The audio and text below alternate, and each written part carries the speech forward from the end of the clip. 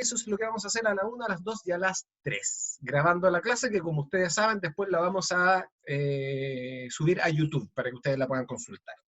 Y dicho sea de paso, cuando yo hablo de clase, recuerden que este es un espacio más bien para resolver dudas y consultas.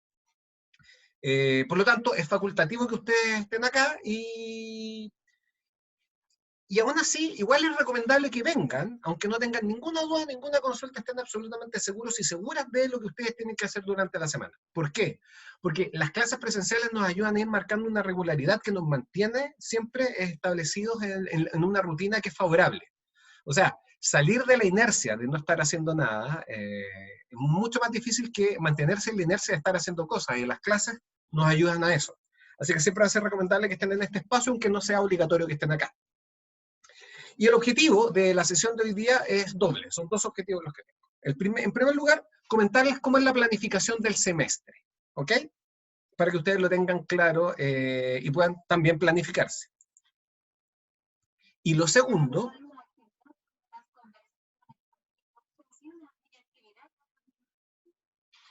Busca lo que quieras borrar. Presiona el... Mi teléfono acaba de hablarme. No sé si a ustedes les ocurre de repente que el buscador de Google se activa solo, lo cual es preocupante, es como paranormal. Me dan ganas de repente de dejar el celular un poquito fuera de la casa a veces. Pero bien, interrupciones aparte, como les decía, el segundo objetivo es resolver dudas acerca de la actividad formativa, que es lo que no alcanzamos a hacer cuando vino el paro. Así que ahora lo vamos a retomar.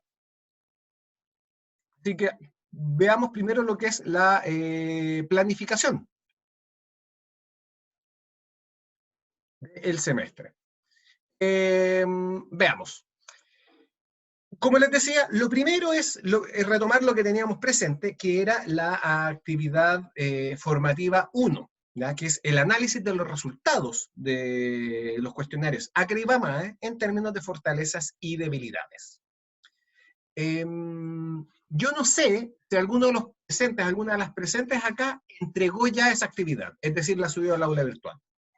Polet, Monserrat, Glo, que Glo, tu nombre es Glo. Gloria, perfecto. Debería haberlo supuesto. ¿Ya? Gloria lo entregó.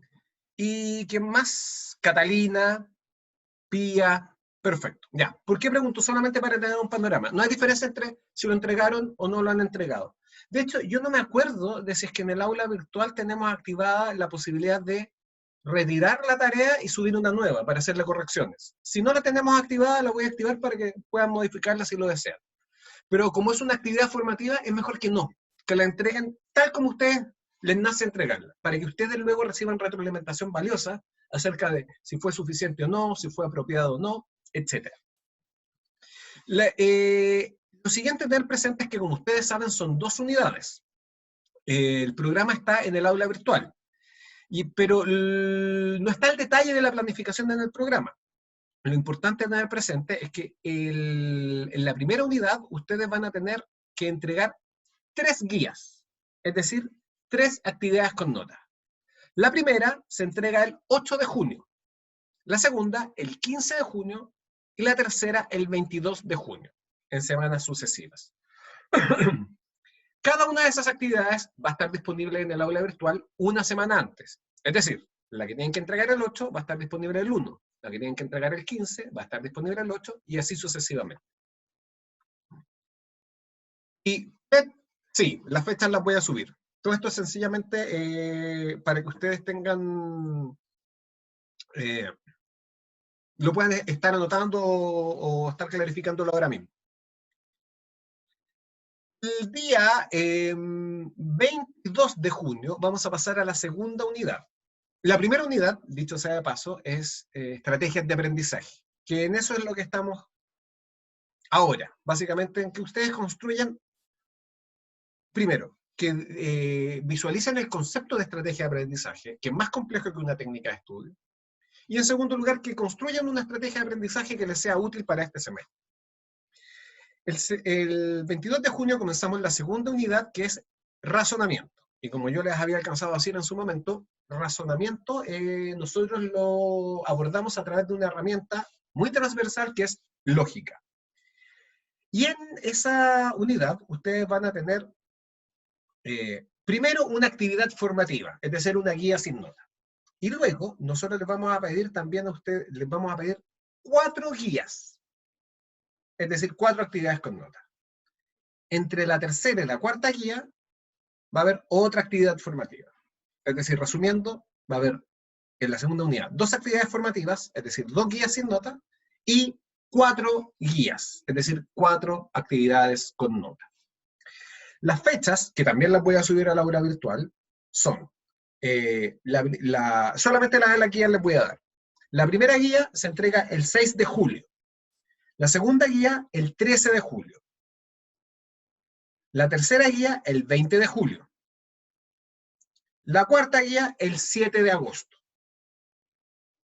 ¿Ya? Esas son las fechas de entrega y como les decía, todas las guías van a estar disponibles una semana antes de la fecha de entrega. Y la nota final de la asignatura es el promedio de la nota de cada unidad. Es decir, ustedes van a tener una nota por unidad. La nota de la primera unidad es el promedio de las 3 guías. La nota de la segunda unidad es el promedio de las 4 guías. ¿Hasta aquí todo ok? ¿Alguna pregunta?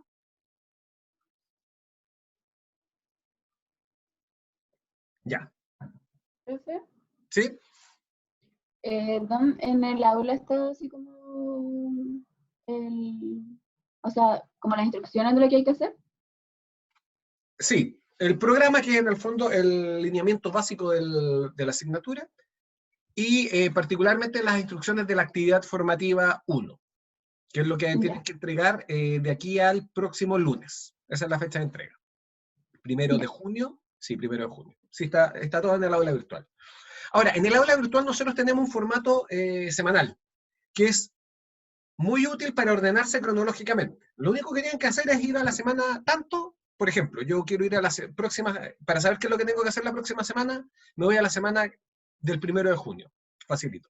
El problema es que eso genera un gran despliegue de elementos hacia abajo. Entonces uno tiene que estar buscando, si uno entra al aula virtual y para llegar a la semana que uno quiere encontrar, por ejemplo, la semana, voy a inventar, del 27 de julio, uno tiene que hacer mucho scroll down, es decir, mucho scroll hacia abajo.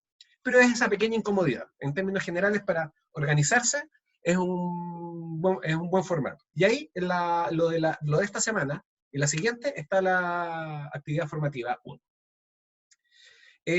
Ahora, respecto justamente de la actividad formativa 1. Como ustedes saben, lo que se les pide es que ustedes tomen los resultados de las 2 herramientas psicométricas que ustedes respondieron, es decir, los 2 cuestionarios, el ACRA y el BAMAE. Tienen que revisar los puntajes y, incluso antes de eso, revisar las clases en línea que nosotros subimos, una acerca del ACRA y otra acerca del BAMAE, en donde se explica qué es lo que miden y cómo se interpretan los resultados, que son simplecitos. ¿En qué sentido? Que los resultados se entregan en forma de percentil. ¿Y qué es lo que es un percentil? Es un grupo de datos transformados en porcentaje. Y son datos ordinales, es decir, se pueden ordenar de mayor a menor. Entonces, si yo tengo, por ejemplo, es como lo que hacían algunos profesores crueles, que se los tienen que haber hecho alguna vez en clase. Ustedes iban y les preguntaban al profesor, profe, ¿cómo me fue la prueba? Y su profesor los quedaba mirando y les decía, fuiste la peor nota. ¿Qué es lo que se imagina uno con eso? Me saqué un rojo. Obviamente me saqué un rojo. Lo que uno no sabía es que la prueba había estado muy fácil, a todo el mundo le había ido muy bien, y la peor nota fue un 6,7. Entonces, tu peor nota fue un 6,7. También pueden haberlo hecho al revés. ¿Y qué significa eso? Si yo fui la peor nota, yo estoy en el percentil 0. Todas las demás notas están por sobre mí. Y si yo me saqué un 7, estoy en el percentil 100, lo cual no significa que yo esté solo en ese percentil. en el 100%. Pero sería muy, muy raro, que en una prueba todas las notas estén entre 6,7 y 7. Muy, muy raro. Típicamente, en una prueba, y esto es una máxima que nosotros los profesores no sabemos de memoria, en una prueba, típicamente, las notas se ordenan en una distribución normal. ¿Recuerdan lo que era una distribución normal? Por eso yo quería la cámara, porque nadie dijo nada, pero una persona hizo así. Yo sé que por lo menos una persona lo sabe. Para los demás y las demás que no dijeron nada y no dijeron que sí, vamos a recordar. La distribución normal es la ordenación de datos en un plano bidimensional. O debería ser así, en la foto sí, un plano bidimensional. Eje X, eje Y. Y los datos típicamente se ordenan así. Voy a hacer algo.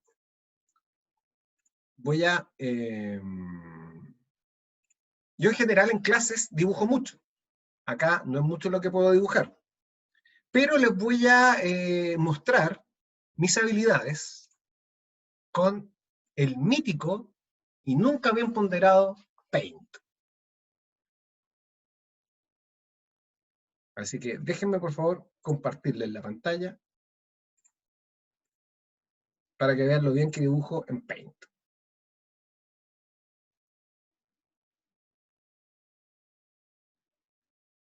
Estamos experimentando algunas dificultades técnicas, pero ya prontamente vamos a...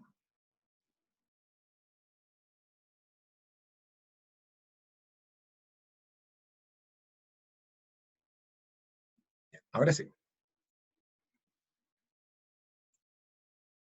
Ahí está. ¿Ven el Paint, cierto? Entonces,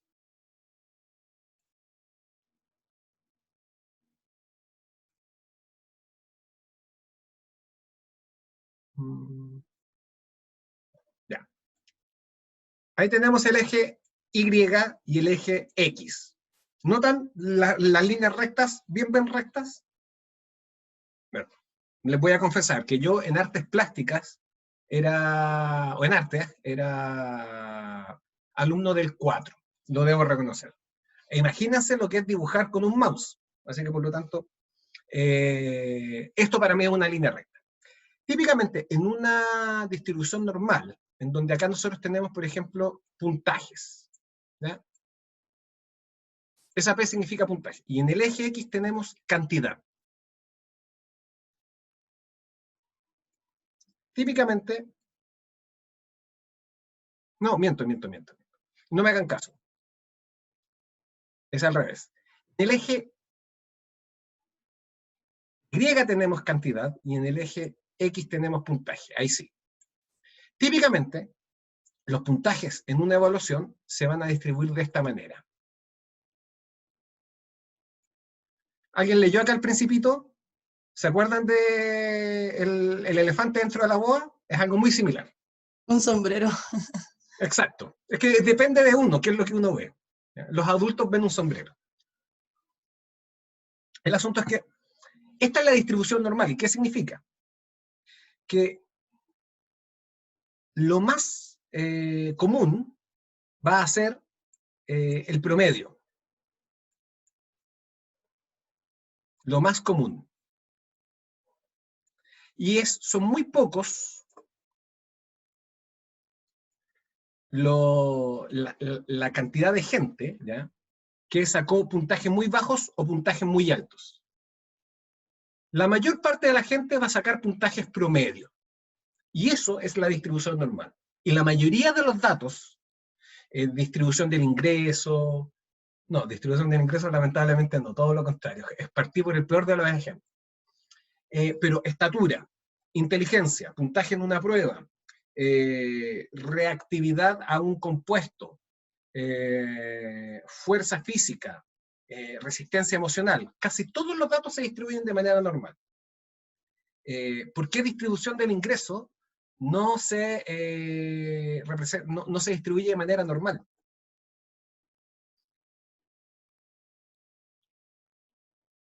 ¿Cómo sería la distribución del ingreso? Nosotros tenemos acá justamente... ¿Se refiere a ingreso económico, profe? Sí, ingreso económico. Sí.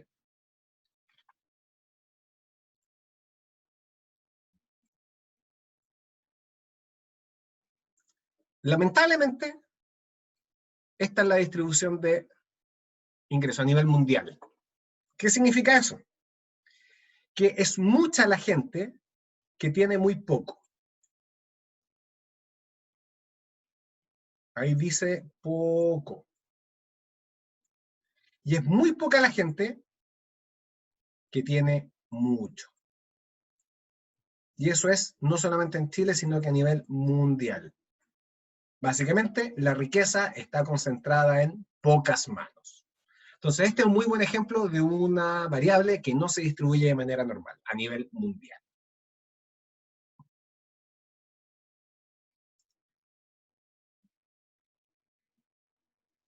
Ahora, voy a dejar de compartir pantalla, pero no sé cómo hacerlo. Ahí está. Ya. Ya. Entonces, los percentiles son una forma de transformar esa distribución normal en porcentaje. Y si yo estoy en el percentil, si yo saqué, por ejemplo, en el ACRA, cada una de las escalas del ACRA y del BAMAE arrojan un puntaje. Es decir, para el BAMAE yo tengo 6 puntajes, para el ACRA yo tengo 4 puntajes. Y si en el ACRA, por ejemplo, en la escala de adquisición, yo saqué 57, significa que yo estoy por sobre el 57%.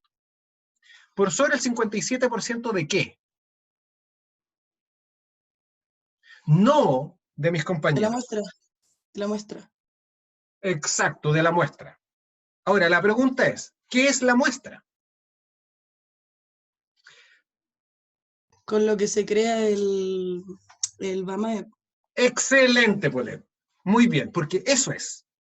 Para construir un cuestionario, ¿ya? Para construir una herramienta psicométrica, no basta con que yo idee muy buenas preguntas. Por ejemplo, los cuestionarios de la revista Paula, o de la revista Vanidades, de la Cosmopolitan. Si alguna de ustedes alguna vez respondió, ¿ya? Un cuestionario de la Cosmopolitan, por ejemplo, ¿eres una mujer ardiente? Ustedes pueden responder a esas preguntas. Yo he respondido a esas preguntas y yo salí como una mujer muy ardiente. Excelente.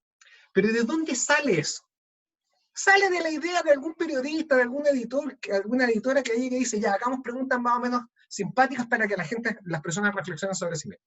Pero eso no tiene ninguna validez. Si yo quiero hacer, por ejemplo, una medición de inteligencia y crear un instrumento que me permita a mí medir inteligencia, lo cual es muy crítico, ¿ya? Porque siempre se ve como si la medición de la inteligencia fuese algo satánico, pero no lo es, porque la medición de la inteligencia me permite a mí detectar a aquellas personas que van a requerir una educación especial y que a pesar de sus esfuerzos personales y de tener un entorno familiar nutritivo, no les va a ir bien en el colegio y el colegio se va a transformar para ellos en una experiencia lastimera y estresante. Para yo crear un instrumento de ese tipo, una herramienta tan compleja como esa, yo necesito construir la herramienta y observar cómo personas cuya inteligencia yo ya conozco de antemano, cómo esas personas se comportan ante la prueba. Y yo sé que una persona, por ejemplo, con un retraso intelectual severo, obtiene este puntaje. Y que una persona con una inteligencia normal, incluso superior, porque ha recibido una educación completa y privilegiada, que esta persona saca este puntaje. Y yo los ordeno a todos, en términos del puntaje que obtuvieron. Y tengo que hacer una serie de evaluaciones al instrumento. Y solo entonces yo puedo transformarlo en un instrumento, es decir, en un test que yo publico. Se requiere un grupo de personas cuyas características yo conozco de antemano para evaluar cómo se comportan ante esa prueba. Y eso es la muestra. Y en este caso, cuando ustedes obtienen un puntaje de 57 en adquisición, significa que ustedes están en el percentil 57, es decir, un poquito por sobre la media respecto de esa muestra, que son estudiantes escolares españoles. ¿Y por qué fue que nosotros utilizamos esta herramienta? Porque la mayoría de ustedes el año pasado estaba en el colegio, solamente por eso. Además que por otro lado, hay muy pocas herramientas dirigidas a estudiantes universitarios. Y en general son todas no es que sean cuestionadas, pero no tienen tanta solidez, tanta robustez como el ACRA y el BAMAE que están dando vueltas hace mucho tiempo y han sido muy validados. Entonces, una vez que yo tengo mis puntajes y sé lo que significan, lo que debo hacer a continuación es reflexionar en torno a ese puntaje. Y por ejemplo, yo saqué pongámoslo así, yo saqué un puntaje de 80 en adquisición de la clase. ¿Qué significa eso? Adquisición mide la capacidad del sujeto para llevar la información de un medio físico a su sistema cognitivo, es decir, a su mente. Básicamente, comprender lo que dice el texto. Y eso significa entonces que yo estoy muy bien ubicado en esa capacidad de adquisición. Y yo me pregunto, ¿eso me resuena? Es decir, ¿me hace sentido? ¿Siempre he pensado que soy así? Y yo me digo a mí mismo, sí. En general yo no tengo ningún problema en comprender en el acto. Yo siempre estaba atento en clase y yo siempre captaba lo que estaba diciendo el profesor, la profesora, porque yo le respondía, siempre me hacían muy buena pregunta, a veces me pedían que yo complementara un poco más respecto a lo que había estado diciendo el profesor. Así que por lo tanto sí, yo diría que soy bueno para capturar cosas en el momento. Y eso siempre ha sido una fortaleza mía, porque yo me doy cuenta de que yo con ir a clases estoy listo, o lista. Pero en codificación yo saqué un 15, lo cual significa que yo estoy por debajo del 85% de la muestra. Es decir, es un puntaje muy bajo en codificación. ¿Y qué es lo que era codificación? Codificación es la habilidad de vincular la información nueva con información previamente almacenada. Por lo tanto, retener. Y sí, me hace sentido, porque a mí me pasa que yo capto todo en el momento, pero 2 semanas después viene la prueba y no respondo. Y el profesor una vez me llamó la atención y me dijo, Alejandro, tú todo lo que participas en clase, todo lo que tú comprendes, y ahora en la prueba, tú en la segunda pregunta me pusiste no sé. ¿Cómo no podías saber si lo captaste todo hace 2 semanas? Entonces yo me doy cuenta, claro, ese ha sido mi gran problema siempre. Yo capto todo en el momento, pero después se me evapora la información. Algo no estoy haciendo bien. Entonces lo primero yo lo puedo poner como fortaleza. Lo segundo yo lo puedo poner como debilidad. Y tienen que hacer eso, 3 fortalezas, 3 debilidades. Y es importante que utilicen como fuente el ACRA y el BAMAE. Es decir, por lo menos una de las escalas tiene que provenir del BAMAE y por lo menos una de las escalas tiene que provenir del ACRA. Y en la guía en sí misma, en la hoja de la actividad, nosotros les pusimos que ustedes indiquen cuál es el nombre del cuestionario. Y realmente nosotros les deberíamos haber pedido el nombre de la escala, para ser mucho más precisos, porque en el fondo el nombre del cuestionario ACRA BAMAE, pero tiene mucha más riqueza si ustedes dicen la escala, esta yo la saqué, por ejemplo, de método del BAMAE, o de estrategias de apoyo, acciones de apoyo del ACRA. Eso le da mucha más riqueza. ¿Ya? Y eso es lo que tienen que hacer. La rúbrica está establecida al final de la guía, es decir, de la actividad formativa. ¿Ok? Eso es lo que tienen que hacer. ¿Ya? Así que, ¿alguna pregunta o alguna duda respecto de la actividad?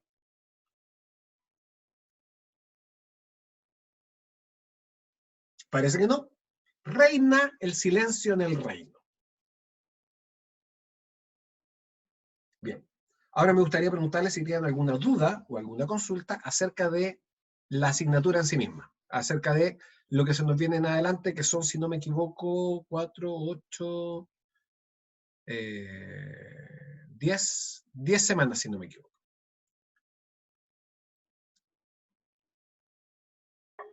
Ninguna, nada.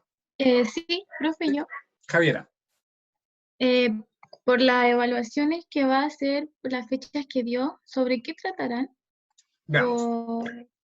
Porque igual no hay como, tienen que ver con el ACRA y el BAMAE, porque igual no hay como mucho contenido no hemos visto a ver como contenido, Exacto, entonces, no hemos visto nada todavía. No hemos visto nada sí, todavía. entonces esas fechas que ha dado, ¿de qué se tratarán las actividades? Perfecto, vamos a eso. Ya, veamos. Primero, la actividad formativa ya la tienen clara. Luego, la primera guía, la del 8 de junio,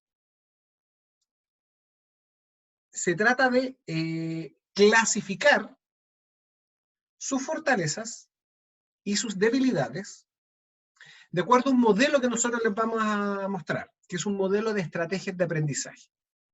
Básicamente, para adelantar un poquito el asunto, todo esto va a estar escrito en una clase que les vamos a subir el próximo lunes.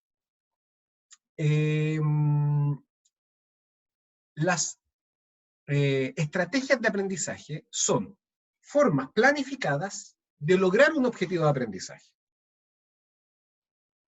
Por ejemplo, pensemos en anatomía. No sé si alguno de ustedes alguna vez estuvo en una carrera que tuviera anatomía en primer año. Kinesiología, medicina, enfermería. Y no sé si han oído hablar de anatomía.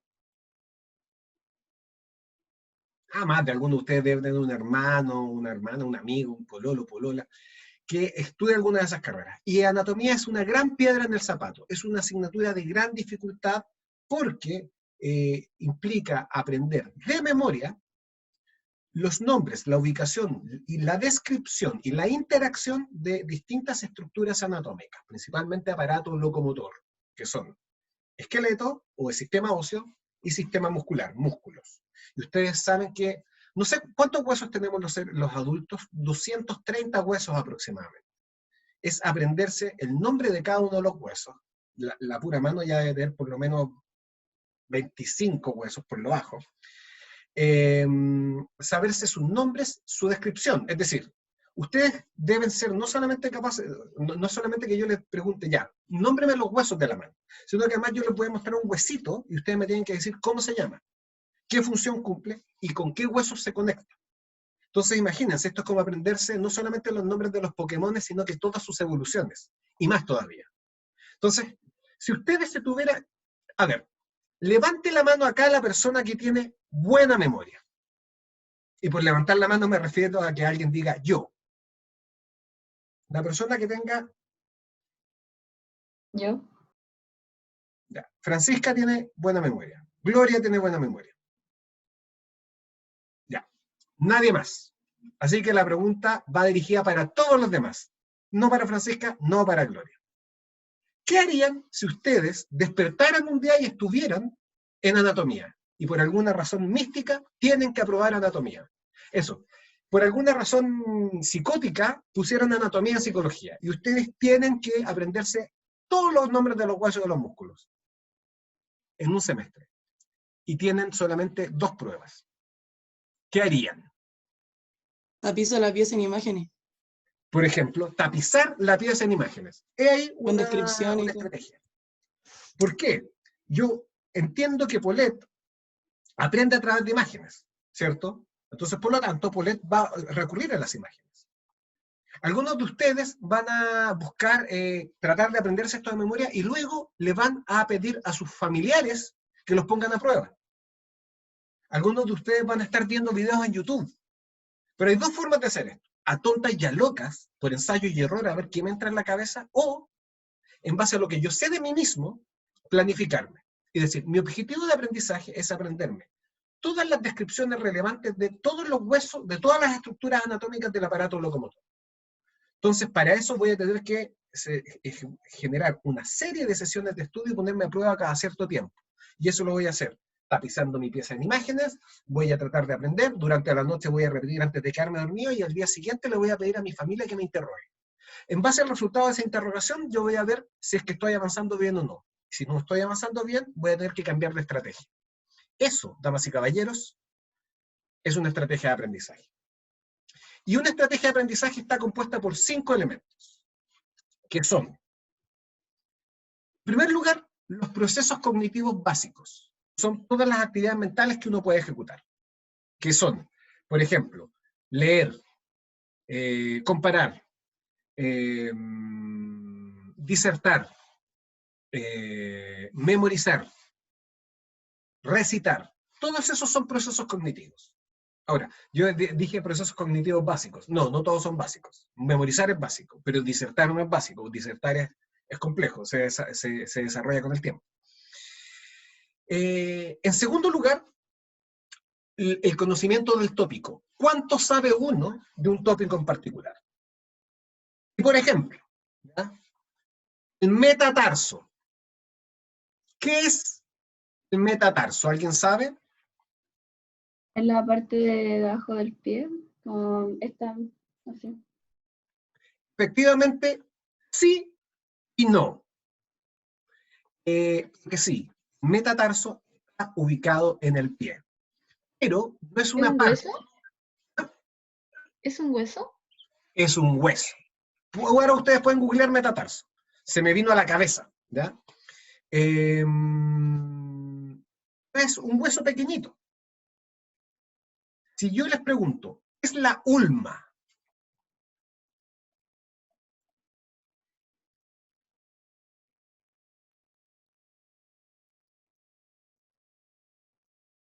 ¿Alguien sabe? Parece que no. La ulma es el nombre que recibe radio hoy en día. Ya no se llama radio, se llama ulma. Y no tenían por qué saberlo. Ustedes no están estudiando anatomía. Pero eso es el conocimiento del tópico. Lo que sí ustedes podrían saber y necesitar saber es dónde está ubicado el estribo.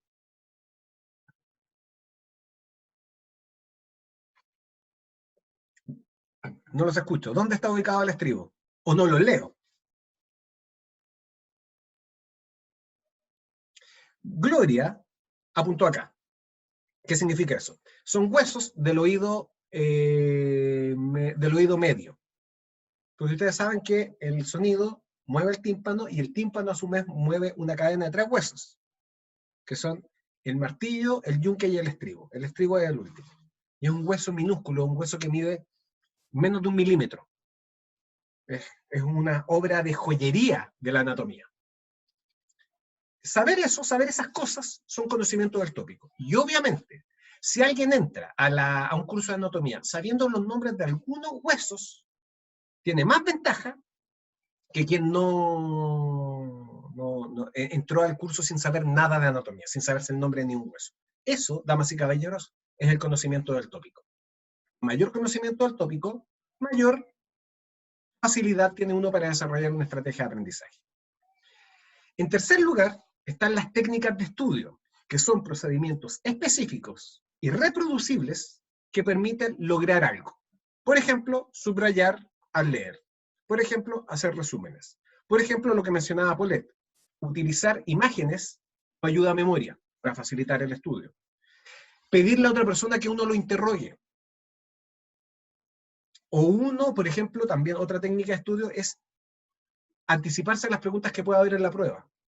Son pequeñas técnicas, pequeños procedimientos que uno va aprendiendo con el tiempo, que uno se los da la experiencia y uno los puede ejecutar bien o mal. ¿Por qué? Por ejemplo, subrayar al leer. Hay personas que saben que subrayar esta palabra, esta y esta otra. En cambio, otras personas subrayan todo. Entonces, al final no les sirvió de nada subrayar. Sí. A menos que para algunos de ustedes el subrayar sea una forma de concentrarse. Perdón, ¿había una palabra pedida? Creo que hay alguien que quiere. Sí, los acabo de ver. Ah, Gracias por el soplo. Eso, ya como les decía, voy a eliminar la sala de espera, pero eso va a ser de aquí en adelante. De ahora en adelante, si está en la sala de espera y ven a alguien que quiera entrar y yo no lo he dejado entrar, avísenme, para que no se me pase. Bienvenidos a los recién ingresados. Estábamos comentando acerca de lo que son las estrategias de aprendizaje. Están compuestas por 5 elementos: procesos cognitivos, conocimiento del tópico, técnicas de estudio, y el cuarto elemento son las acciones de apoyo, que son todos aquellos elementos, actividades que uno puede ejecutar sin ser cognitivas, sin ser de aprendizaje, a uno lo ayudan. Por ejemplo, enchufarse los audífonos con música para concentrarse. Por ejemplo, antes de ponerse a estudiar, hacer estiramientos, ejercicios de respiración para facilitar la concentración. Por ejemplo, hacer un contrato con uno mismo. Hay muchas personas que al estudiar hacen contratos con uno mismo. ¿Cómo contratos con uno mismo? Por ejemplo, este texto que me tengo que leer tiene 50 páginas. Cada 10 páginas voy a hacer un break. Y el break va a consistir en que voy a revisar Instagram. Y voy a estar en Instagram 5 o 10 minutos. Y al cabo de ese break, retomo la lectura. Eso es un contrato con uno mismo. Y eso también es una acción de apoyo. Todos esos elementos, si se dan cuenta, no son propiamente tal estudio, pero ayudan al estudio. En quinto lugar, tenemos un elemento que es transversal y que es muy elevado, que es la metacognición, que es la capacidad de la mente de volcarse sobre sí misma. Es decir, ustedes, voy a asumir que tienen mente. Voy a asumir que ninguno acá es un zombie. Yo voy a asumir que ustedes tienen mente. ¿Ustedes pueden pensar acerca de su mente? ¿Pueden imaginarse su mente? Imaginemos que yo les diera una tarea voladísima. Dibujen su mente. Para hacer eso, ustedes tienen, su mente se estudia a sí misma. Chuta, yo soy la mente y yo tengo que hablar acerca de la mente. Así que a eso me refiero con que la mente se vuelca sobre sí misma. Su cuerpo también tiene la capacidad de volcarse sobre sí mismo, cuando ustedes se rascan la espalda. Es su cuerpo haciéndose un favor a sí mismo. Pero obviamente ustedes saben que no se pueden rascar cualquier parte del cuerpo, ¿cierto? Ustedes, por suerte, se pueden rascar la palma de la mano, ¿cierto? Y se pueden rascar la espalda, pero pensemos en un oso. Un oso no se puede rascar la espalda. ¿Qué es lo que hace un oso cuando le pica la espalda? Va a un árbol y comienza a rascarse la espalda con el árbol. El cuerpo del oso no puede volcarse sobre sí mismo. Ustedes pueden acicalarse el pelo, pero hay animales que no pueden hacerlo. Ustedes pueden cepillarse los dientes. Ningún animal puede hacerlo. ¿Qué es lo que tienen que hacer los animales? Especialmente los mamíferos más grandes, recurren a pajaritos que les prestan ese servicio y los acicalan.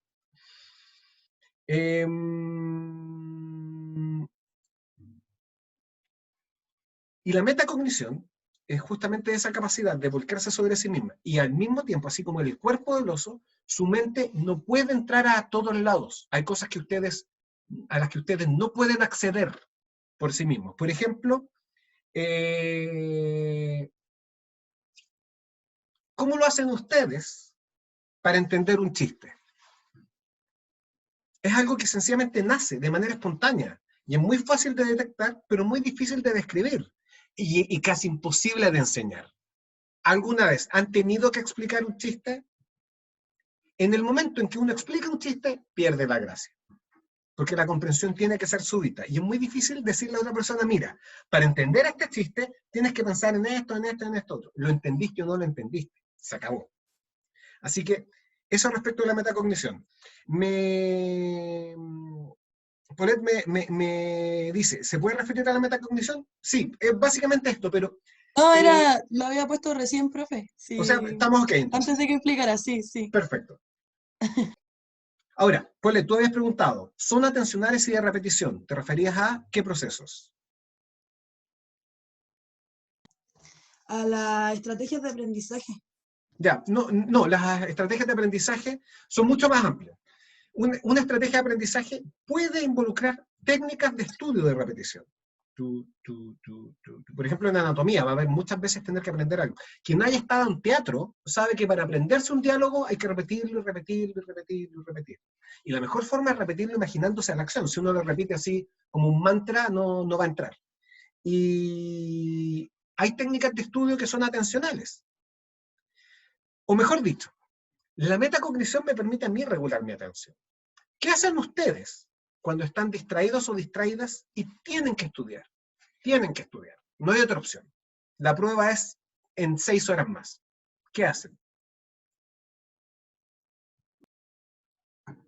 Algunas personas se dan autoinstrucciones. Así de simple. Ya, concéntrate. Ya, córtala, concéntrate. Y algunos incluso utilizan epítetos de grueso calibre para referirse a sí mismos o a sí misma. Eso, por muy básico y lógico que suene, es psicológico. Es un objeto de estudio de la psicología. Y se utiliza mucho especialmente en psicoterapia. En psicoterapia, por ejemplo, hay personas que tienen pensamientos intrusivos y obsesivos. ¿Y qué estará haciendo mi ex ahora? ¿Y me irá a escribir? ¿Estará pensando en mí? Ya.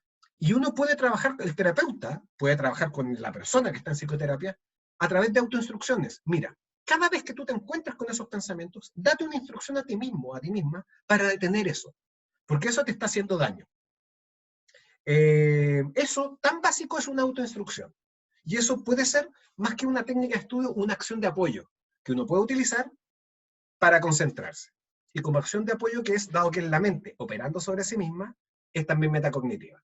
Por eso la metacognición es mucho más amplia que solamente ser atencional o de repetición. Pero sí, hay acciones metacognitivas que dirigen la atención, hay acciones metacognitivas que implican repetir, repetir y repetir.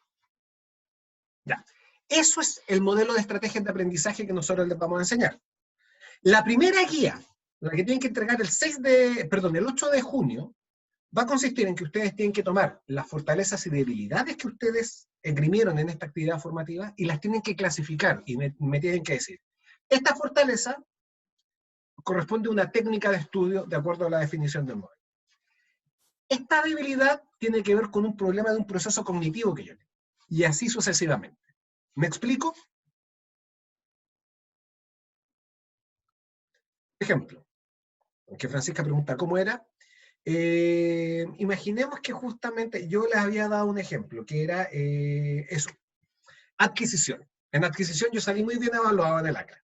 Tenía percentil, ¿cuánto les había dicho yo? 80, creo. Sí, 80. Y me doy cuenta, yo siempre he sido rápido para captar las explicaciones del profe, así que ahí yo tengo una fortaleza. ¿A qué corresponde eso? ¿Es una técnica de estudio? No. ¿Es una acción de apoyo? No, porque no es algo que apoye a la comprensión, es la comprensión en sí misma. Dentro del modelo que yo les esgrimí, que yo les presenté, sería un proceso cognitivo. Básicamente, mi proceso cognitivo de la comprensión es muy saludable. Yo comprendo las cosas rápidamente, y lo noto no solamente en clases, sino que también, por ejemplo, a mí nunca me pillan volando bajo con un chiste, yo capto las tallas en el acto. Yo, por ejemplo, me acuerdo que alguna vez conocí a una señora que era la esposa de un profe, me acuerdo, que siempre llegaba tarde a los chistes, siempre preguntaba cómo, por qué, no daba una. No sé cómo eran otras áreas de la vida. Lo único que yo les puedo decir es que su comprensión de los chistes era baja. Entonces ustedes lo pueden plantear en esos términos. Comprensión, proceso cognitivo. Yo les había dado un ejemplo de un puntaje bajo, era en codificación, ¿cierto? Que tenía que ver justamente con la retención de información. Eso también sería un proceso cognitivo que yo tengo poco desarrollado. Y eso es lo que se les pide, o perdón, que se les va a pedir en la primera guía evaluada. Ahora, Francisca pregunta, ¿pero eso es parecido a lo que hicimos en el de ahora? ¿No? Sí, es parecido. La actividad formativa consiste en tomar puntajes y describirlos. O mejor dicho, claro, sí, más que de puntajes, tomar mi puntaje en una escala y describir cómo eso afecta positiva o negativamente a mi aprendizaje. Y el segundo paso, que va a ser la primera guía, esa fortaleza o esa debilidad, clasificarla como uno de estos 5 elementos. Ese es el paso que se añade.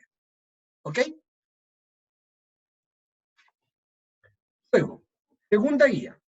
En la segunda guía, que tienen que entregar el 15 de junio, ustedes van a tener que diseñar un calendario de estudio semanal para la gestión del tiempo de estudio. Ahora ustedes van a decir, bueno, pero yo he hecho eso antes. Es decir, lo hago siempre. Algunos jamás lo han hecho. Y dicen, no, qué lata hacerlo. Bueno, si les guste o no les guste, hay que hacerlo. Pero hay una gracia acá, por eso nosotros les pedimos que lo hagan. Y es que les vamos a pedir que ustedes integren dentro de la planificación semanal el creditaje de las asignaturas. ¿Qué es el creditaje? Para los que no lo sepan, cada asignatura tiene créditos. Un crédito es una objetivización, una unidad del tiempo de dedicación semanal que tienen que darle a esa asignatura. Un crédito son 1,5 horas semanales. Una asignatura de un crédito es una asignatura en donde ustedes solo tienen que ir a clases. 2 créditos significa 90 minutos de estudio presencial, o sea, 90 minutos de ir a clases y 90 minutos de estudio en la semana. Y así sucesivamente. Una asignatura de 10 créditos es una asignatura monstruosa. Yo recuerdo que cuando yo hice mi magíster, una de las cosas que nos preguntó el profesor de proyecto de tesis es ¿cuánto tiempo semanal le puede dedicar usted a la tesis? Y una compañera mía dijo 10 horas. Y el profesor inmediatamente respondió, con 10 horas a la semana usted no puede hacer una tesis. Entonces cuando me preguntaron a mí, yo dije 40 horas. Y no me dijo nada más, así que pasó piola. Pero el asunto es que esa es la idea de hacer este ejercicio. Que ustedes integren la carga académica a su planificación semanal. Y que es más difícil de lo que uno cree. La tercera guía, que se entrega el 22 de junio, es el diseño de una estrategia de aprendizaje. ¿Ya? Es decir, una vez que ustedes ya clasificaron sus fortalezas y debilidades en un modelo, y ustedes explicitaron cómo se organizan en la semana, la idea es que ustedes transformen eso en una estrategia de aprendizaje en donde expliciten los 5 elementos que les solicitamos, o sea, que lo constituyen, que son procesos cognitivos, conocimientos del tópico, técnicas de estudio, acciones de apoyo y elementos metacognitivos. Ahora, obviamente, si se los digo así ahora, ustedes van a decir, no entendí nada, ¿cómo era todo? No se preocupen, vamos a tener tiempo para ir desarrollando esto de a poco. Al mismo tiempo vamos a tener clases asincrónicas que ustedes van a poder ver para tener una explicación mucho más clara y lecturas que les vamos a poder recomendar. Si bien las lecturas no son muchas en esta asignatura. ¿Hasta acá todo ok con estas guías de la primera unidad? Bien.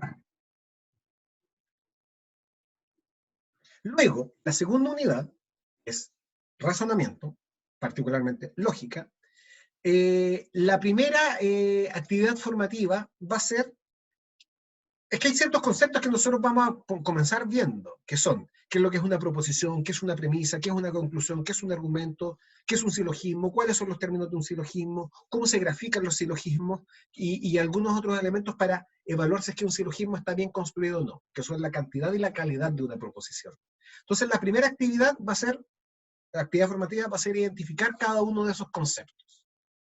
Que esa se entrega, la actividad formativa se entrega el 29 de junio. Luego viene la primera guía propiamente tal. Y en esa guía, nosotros les vamos a pedir que ustedes identifiquen si es que un término en un silogismo está distribuido o no. ¿A qué hace referencia eso?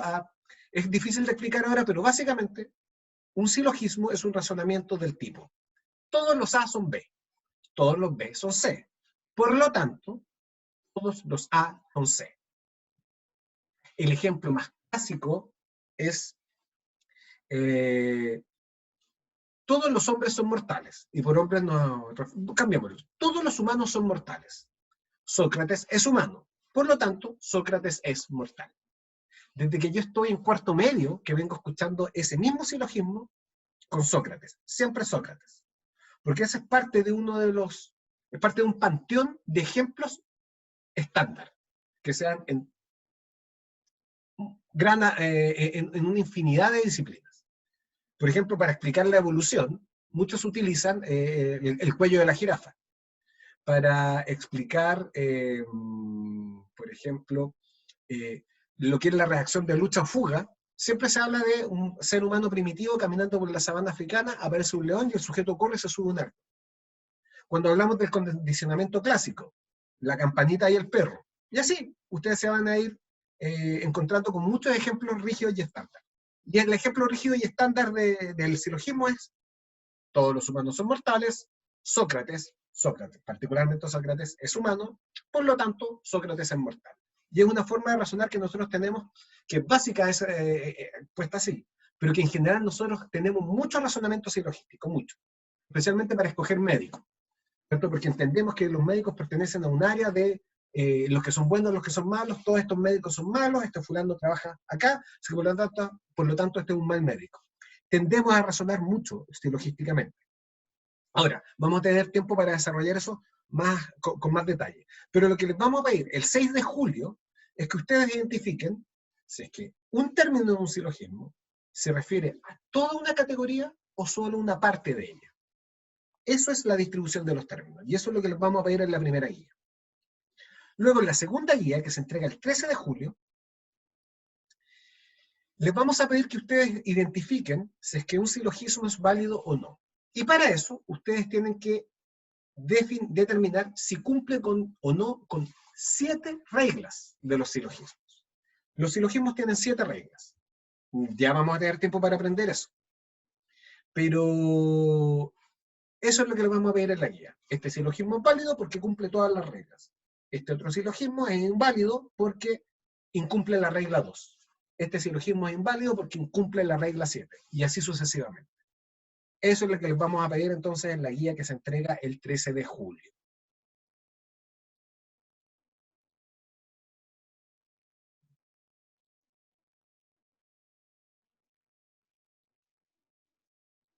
Luego, la guía número 3. En la guía número 3, que se entrega el 20 de julio, les vamos a pedir que ustedes resuelvan ciertos ejercicios que tienen que ver con funciones lógicas. ¿Qué es lo que son las funciones lógicas? Las funciones lógicas son formas de conectar dos afirmaciones. Por ejemplo, imaginemos que yo les digo, o no, mejor, yo le digo a mi hijo, que es un niño obediente, que le hace caso en todo a su padre. Si llueve, lleva paraguas. Y la cosa es que de repente yo veo que está lloviendo. ¿Qué puedo imaginar yo respecto a mi hijo? Que salió con paraguas, ¿cierto? Porque él me hace caso. Eso es una función lógica llamada condicional. Si se cumple una condición, se ejecuta una acción o existe tal consecuencia. Yo asumo que mi hijo me hace caso. Y por lo tanto, si P, entonces Q. Se da P, por lo tanto se da Q. Esa es una función. Hay otras funciones que son la conjunción, la alternación, el bicondicional y la exclusión lógica. ¿Ya? Una cosa o la otra, pero no ambos. Y van a haber una serie de ejercicios que nosotros les vamos a pedir resolver. Ahora, Polet me dice que agregué 2 días a todas las entregas. La del 6 dije 8, la del 13 dije 15. Déjame ver bien, que quizás les sople mal las fechas. Voy a volver a las entregas de la segunda unidad. La primera actividad formativa se entrega el 29 de junio. La primera guía, con nota, 6 de julio. La segunda guía, 13 de julio. La tercera guía, 20 de julio. Luego viene otra actividad formativa, que se entrega el 27 de julio. Y que ahí ya vamos a entrar en un terreno más complicado, que es la deducción natural. Que es básicamente tomar estas funciones lógicas y utilizarlas para definir si un argumento, es decir, un razonamiento, es correcto o no. O mejor dicho, mejor aún, ¿qué es lo que se puede concluir de estas premisas? Yo tengo una serie de premisas con una serie de funciones lógicas. Y yo puedo utilizar ese lenguaje para llegar a una conclusión no incuestionable, pero una conclusión segura. Eso se llama deducción. Y finalmente, la guía 4 de lógica, que se entrega el 7 de agosto, es justamente una serie de ejercicios de deducción natural. Ahora, es imposible que yo les explique exactamente a qué me refiero sin que hayamos visto la materia. Y eso lo vamos a ir viendo con el tiempo. Y la deducción natural, sí, tiene que ver con el sentido común, porque en el chat Polet pregunta, ¿tiene que ver con el sentido común? Sí. ¿Qué significa eso? Siempre se dice que el sentido común es el menos común de los sentidos.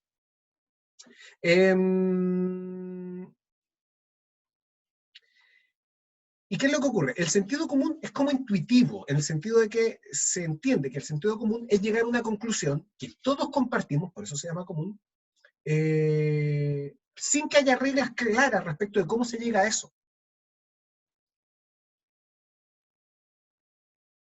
Por ejemplo, ¿ya? ¿Ustedes mandarían a su hijo de 5 años solo en un Uber a la casa de un amigo? Dudo mucho que alguien me diga que sí, a menos que alguien piense en una especie de crianza parental experimental. Pero sí, nadie lo haría. Y si alguien lo hace, lo podrían meter preso. Y esa persona en la cárcel podría alegar, o antes en el juicio podría alegar, pero en ningún lugar, en ninguna ley dice que no puedo hacer eso. ¿Qué le va a responder el juez? Usted no lo puede hacer por sentido común. ¿Qué quiere decir con eso? Yo como juez entiendo que todos deberíamos compartir la idea de que los niños son frágiles, no saben tomar decisiones y no se pueden proteger de adultos que pueden tener quién sabe qué intención.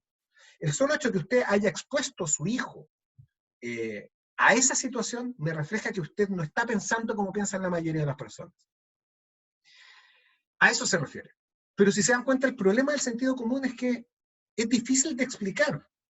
¿Cómo sabe ese sujeto que efectivamente un niño de 5 años no puede viajar solo en Uber? ¿Dónde lo aprendió? ¿En qué momento tendría que haberlo aprendido? ¿Cómo lo tiene que haber razonado? Ese es el problema con el sentido común, que es una especie de intuición que se supone que es compartida y que no tiene reglas.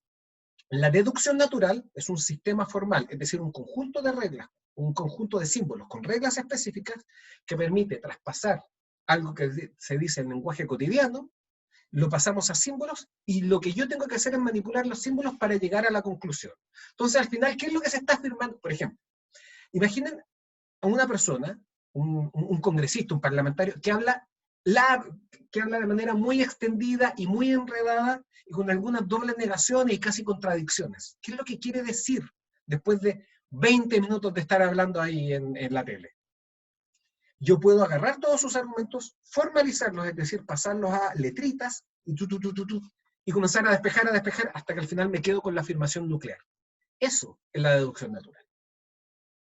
Pero como les decía, vamos a necesitar más tiempo para abordar esto con detalle. Si alguien quiere avanzar en lo que es deducción natural, les puedo recomendar un libro que es Introducción a la Lógica de Walter Copy. No, Irving Copy. Está por ahí, está en PDF, así que ustedes pueden buscar el capítulo de deducción natural y avanzan bastante. Introducción al pensamiento sistémico. No sé si exactamente eso tendrá que ver con lógica, porque sistémico hace referencia a la idea de ver el mundo como sistemas. Porque en general no existen en psicología, se entiende que lo que le ocurre al individuo no tiene que ver solo con el individuo, muchas veces tiene que ver con lo que ocurre en el sistema. ¿Y cuál es el sistema? Típicamente la familia. Por ejemplo, este también es un ejemplo clásico, es de los ejemplos estándares que yo les decía.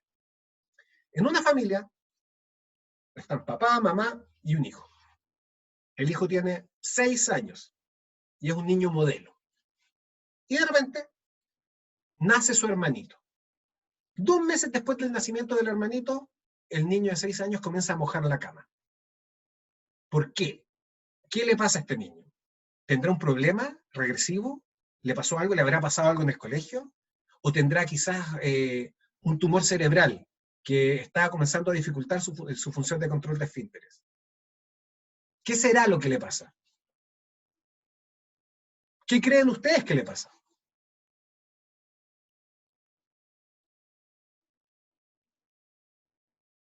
Quiere llamar la atención a lo mejor. Sí, Sería la exacto. respuesta de los papás. Esto es súper interesante, porque cuando se dice que quiere llamar la atención, es una explicación que sí puede ser válida. Pero antes de eso, claramente, esta enuresis, que es la conducta de mojar la cama, sin duda que está relacionada con la llegada del hermanito. Es decir, lo que le ocurre a ese niño no es algo que le ocurra solo a él, es algo que tiene que ver con la reubicación de elementos dentro de ese sistema familiar, particularmente con la inclusión de un nuevo elemento que lo remueve. Y también esto puede impactar de otra manera. Por ejemplo, el papá puede comenzar a rendir menos en el trabajo, o la mamá puede comenzar a rendir menos en el trabajo. O por otro lado podría, por ejemplo, la mamá comienza a acercarse mucho a su hermana. Cuando llega un nuevo elemento a un grupo familiar, es decir, un nuevo integrante a un grupo familiar, muchas cosas comienzan a suceder. Eso es el pensamiento sistémico. Vamos a entender que el problema no está necesariamente en el sujeto, sino que el problema está en el sistema. Para eso también hay mucho tiempo más, ¿ok? Así que a eso hace referencia. Entonces, con eso vamos a cerrar el semestre, con la deducción natural, que va a requerir harto trabajo, pero que no es difícil, créanme. Si en el fondo lo único que hay que hacer es comenzar a pensar en la argumentación como si fuese un tablero de ajedrez. Eso es todo. Bueno, y esa es la descripción del semestre, ¿ya? Me gustaría saber si tienen alguna pregunta o alguna duda también de la asignatura. ¿Cómo se llamaba el libro que dijo recién, profe? Introducción a la lógica, de Irving Copy. Ahí les dejé en el chat el nombre del autor, Irving Copy. Como les decía, creo que está en PDF, y descargar un PDF de un libro es ilegal, pero bueno, yo no lo voy a estar vigilando. Vamos a sacar esa parte de la grabación. Bien. Así que bien, damas y caballeros, chicos y chicas, no es mi intención aburrirlos ni quitarles tiempo, así que quedamos hasta acá. Como ustedes saben, estas sesiones de preguntas y respuestas están planificadas inicialmente para que duren 45 minutos. Pero si hay que extenderse, nos extendemos, como ahora. Pero ahora hemos llegado, totalizado aproximadamente 1 hora 10 minutos, y me parece tiempo más que suficiente. Más adelante, cuando las actividades sean más complejas, quizás requiramos más tiempo y haya muchas más preguntas. Por el momento creo que podemos cerrar el capítulo acá. Así que bien, nuevamente, si no hay ninguna otra pregunta, ninguna consulta, muchas gracias por venir a mi oficina, que en este momento es una sala que adaptamos especialmente en nuestra casa. Así que ha sido un gusto tenerlos y tenerlas acá, y nos estaremos viendo la próxima semana. Cualquier duda o consulta que surja, la pueden hacer siempre a través del aula virtual o por correo electrónico. Prefiero el aula virtual porque lo que queda en el foro le sirve a todos los demás. Bien, pues, ha sido un gusto y nos estamos viendo. Que estén muy bien. Arigato gozaimasu. Arigato.